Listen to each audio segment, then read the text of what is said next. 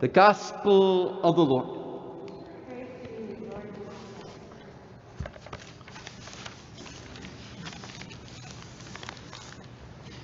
Today's Gospel is a familiar story to us. It's the story of the rich man and Lazarus.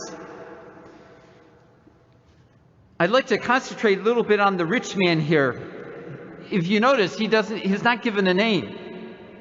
And that was a technique used by many of the gospel writers to insinuate that it's really us.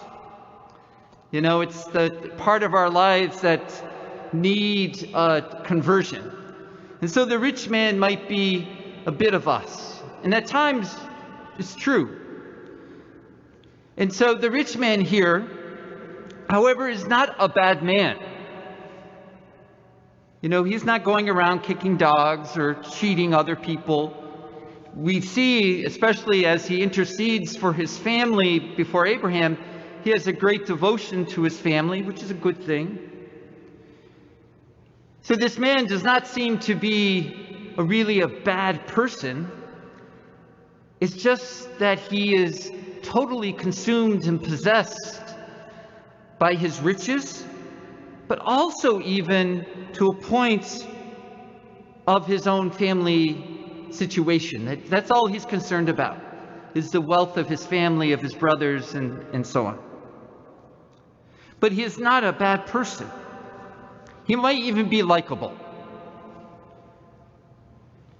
His fault here is that he doesn't see.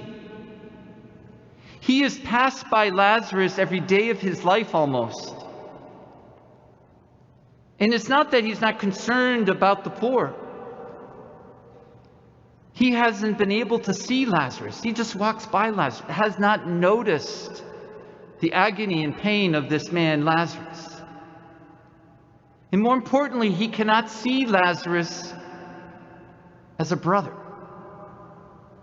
It's part of the human family. And so he's not able to kind of cross that divide between rich and poor and simply be brother.